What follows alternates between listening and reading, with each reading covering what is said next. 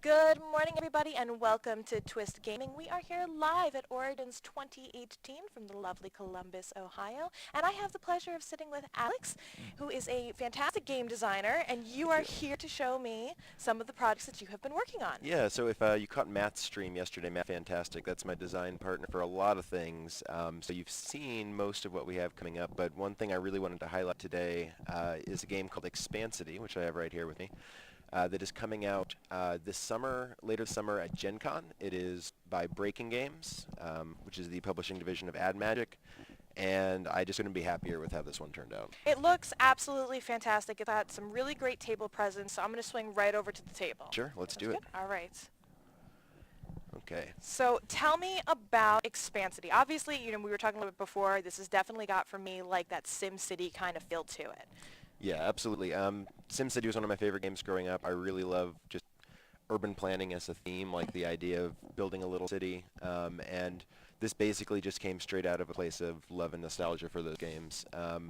What is you've got tiles that you're laying out on the board. You're going around placing these city blocks, which are either residential or commercial zones, or modifying tiles that affect the property value of those zones. So red is residential, blue is commercial, yellow is industrial? We changed a little bit. What are you doing to me, Alex? Well, so green is residential. Okay.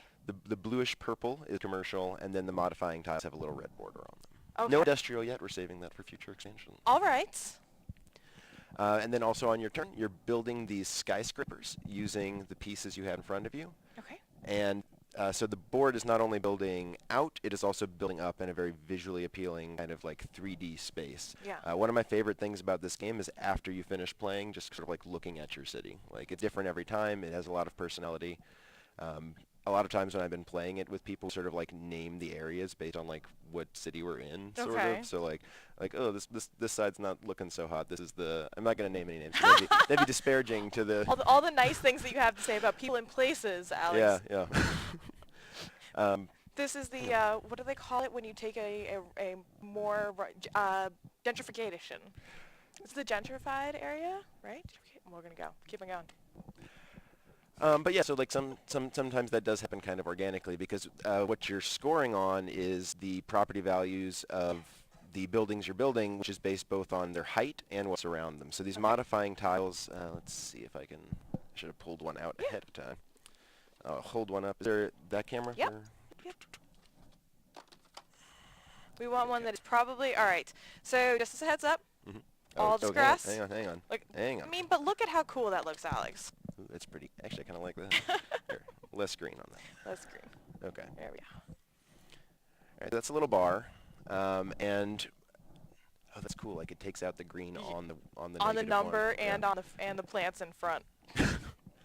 So that's a little bar that you could put in your city, and it's got a negative one, which is green, which you can't see on the overlay, and a positive one that's blue. So that means that it negatively affects the property value of residential tiles and positively affects the property value of commercial tiles. Okay. So that value is going to be added to each floor of a building. So Okay. if you're building in an area that's particularly surrounded by really nice amenities, then you want to go as tall as possible in that area. Okay. But you still have constraints to deal with in terms of how fast you're allowed to build to different heights and things like that. Okay. Zoning laws, if you will. The city won't let you, run before you can walk, so to speak. Fair enough. Fair enough. So how does the turn structure kind of go here? Yeah, so on your turn, you're going to have a hand of 2 tiles, which you draw from this bag right here. Okay. Those are yours secretly to know what you have. Okay. You're going to lay one down on the table, and then you have 3 actions that you have to take. Okay. And all of those actions involve the 3D building pieces. Which are absolutely fantastic. I'm gonna King Kong this let's building put right some over, now, please. and I'm going to just tear down that building. Nice. So that is. Yeah, these were modeled by Chris Strain over at Breaking Games, and he did a wonderful job. We're really happy with how these look and how they turned out. And you've got. So tell me about the different. I noticed right off the bat that your toppers are different for each of the buildings. Yeah, so we've got 3 different types, and here, I'll hand you this one. The 2 pointy ones are for commercial buildings, and the only difference is in aesthetics, and then the flat ones are for the residential buildings. Okay. And it really doesn't matter. It's just a nice little visual flair, so you can sort of see at a distance What's going on? what's what. Because one of the other things in the game that we have are these contract cards, and you can throw a few of those up there. Absolutely. These are Oh, yeah. hidden goals. I love that alliteration. This pulls right out. These are hidden goals that you are trying to complete during the game that are based on the state of the board. So you might have something like control a building that is next to both a church and a bar, or Okay. control at least 4 buildings next to any police stations and bars. And it doesn't really matter what the spatial relationship is within that framework, as long as it's satisfied. The pictures are kind of just like a Very possible clear. So, example. so the Yeah. walk in the park here so I'm guessing this is going to be a park Yes, tile. as long as a residential and commercial building that you own are somewhere around that park, you'd complete that hidden goal, reveal it, get those points. Okay. And the points, there are the 6 up here on the top right. Yep, Okay. those range between 3 and 15 depending on how hard they are to get, so you can sort of just grind a lot of easy ones, or you can try and go after the big ones, which maybe take more turns, time, and effort to go after. Okay. So on your turn, you have 3 actions that involve the building pieces, and you're either drawing a new piece from your reserve into your supply pool, so you're buying new materials as this construction company, or you're placing a piece onto the board. Okay. So you actually only have 6 pieces that you own when you start the game, and you're getting more by using those actions to draw them. So mechanically what that does is has this really nice little rubber band that keeps everyone in the game for most of the game. On the visible points, so to speak, your contracts are going on under the scene, but if I'm not drawing a lot of tiles that I want to build buildings on, I'm building up this reserve of pieces that I can tap into later, or maybe I'm just going real hard right from the beginning, but then halfway through the game I've kind of dwindled my supply, and I'm trying to figure out how to react to that. Okay. Different colors here with the yellow, the orange, the blue, and kind of the gray-green. These are the player colors, which I like that they're not the kind of like traditional player Yeah. colors. They're supposed to be evocative of different building materials, so like the red is brick and the blue is steel and things like that. Oh, But, that's cool. once you've started building a building, only you are allowed to build on that. In So that if you've started a skyscraper, I can't hop in. So at the end of the game, all the buildings are going to be just one color. Okay. Very cool. How long is the gameplay typically for the game? So it's 2 to 4 players. If you're playing a 2-player game, it usually trends on the underside of an hour, and if it's a 4-player game, it's a little bit over an hour, maybe an hour 15. And what kind of age range are we talking about? I mean, I see a lot of kind of pieces coming on, but the game looks very bright and colorful, and I have played it with kids as young as 8, and then had just, it's not that hard. There's, you can on-ramp sort of with not using the more complicated hidden contract rules if you just want to play the game on the board Okay. with the buildings. But it is definitely like a family-friendly game. Basically, anyone who could play a Catan type of level game could hop in on this no problem. awesome. What is one of your favorite things that you got to put into the design of this game? I'm going to make you pick your favorite child. That's tough. This game especially, I've got a lot of games in the works and coming out right now, and this one especially I would consider like my baby. This is the first game I ever designed. I worked on it for a few years before it got picked up because I wasn't in the scene yet and didn't know how to pitch or anything like that. You were very busy working really hard at refining it to make it perfect. This game has gone through a lot of refinement. I could not be more proud of how smoothly everything fires in this game. It is definitely my favorite design of anything I've done. It's really good. Congratulations. Except for the one that we're talking about with Kurt next. Sorry, Kurt. I love all my games equally. But I'm really proud of how this turned out, and I'm also really happy with the treatment that Breaking Games give it. It really looks beautiful on the table. Very cool. So the box is a big box. It is. It is. And it's got a lot of weight to it, actually. Let me get the exact number right so I don't speak out of turn. It has 264 plastic pieces. So it's funny because in a very real way, this is almost like a minis heavy game. There's a lot of plastic in here, Right. Which is awesome. There's a great value to this game in terms of like the quantity of components that Is you're there getting. a price point for the game yet? I don't want to speak out of turn because I'm not 100% sure. That's fine. I believe at Gen Con you'll be able to get it for 45. Okay. So Um, somewhere in that neighborhood is what? I believe so. but Okay. Don't yell at me, Peter and Sherry, if I got that wrong. So after the Gen Con orders, where can our audience go to pick up this game? So it'll be available direct from Breaking Game's website. It'll be at a lot of other shows over the convention season, and then I believe also Amazon.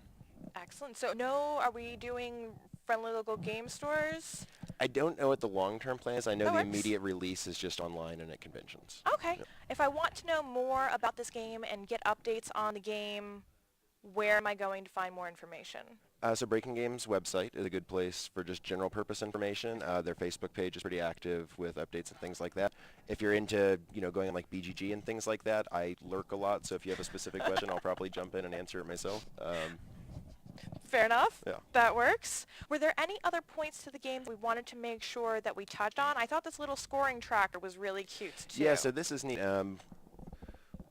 What you're doing is you're getting points three ways, basically. You're getting the points on the board when you complete buildings. Okay. You get points when you complete your hidden contracts. And then one thing I hadn't mentioned yet, and we can throw one of these up on the camera, Absolutely. is at the beginning of the game, there's this pool of 6 end-of-game goals, and you're going to shuffle them up and choose 3. So it's something like most commercial buildings completed, tallest tower, and these are public goals that everyone is going after. So you can see what other people are doing on those and try and chase As after opposed them. to your private contract goals. Right, which only come out when you complete them. Okay. So you're getting points 3 ways, but during the game is where you get most of your points, and that actually is going to be... Let me bring it out under here. Also, like King Kong, I'm just going to destroy the whole...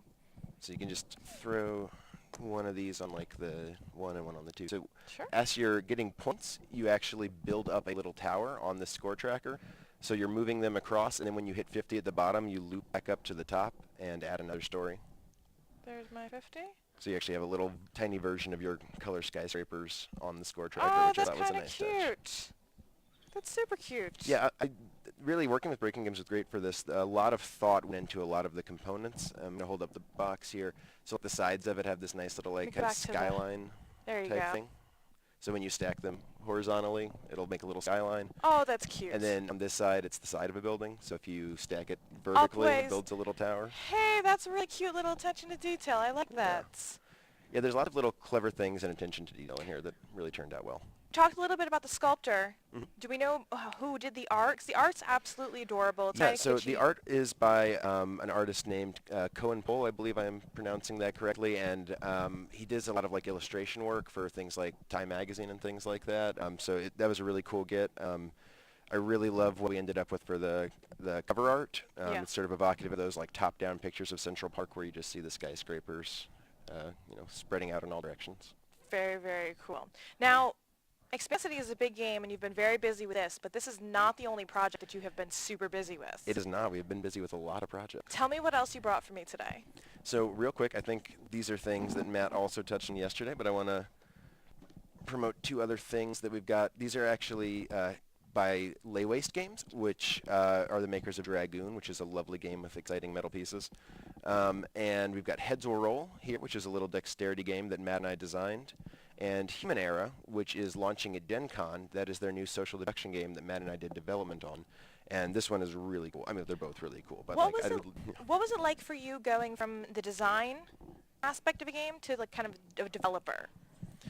It was a really natural transition. Matt and I run a Game Makers Guild in New Haven, and a lot of what we're doing is sort of playing other people's games, having people play our games, and really focusing on the process of making a game better. So it was a really natural fit for us. We've just started recently advertising that as like a service that we're more promoting of trying to actively seek out, people who have a game that they want developed, and that's been really exciting, sort of getting this contracted work of, hey, how can we make our game better? What ideas do you have for things that we could do here? And it's a really cool process. I really enjoy every stage of game design, from initial idea stuff all the way through the grinding, polishy stuff. So it's great. Very cool, very cool. Well, we're very excited to see how everything came out with, it's going to come out with Human Era.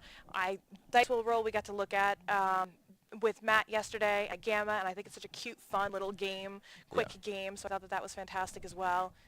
That was amazing as well. I'm going to drop the fantastic, and I'm going to change it to amazing. It's That's going okay. to happen. If he's not on camera, it doesn't Then count. it's acceptable?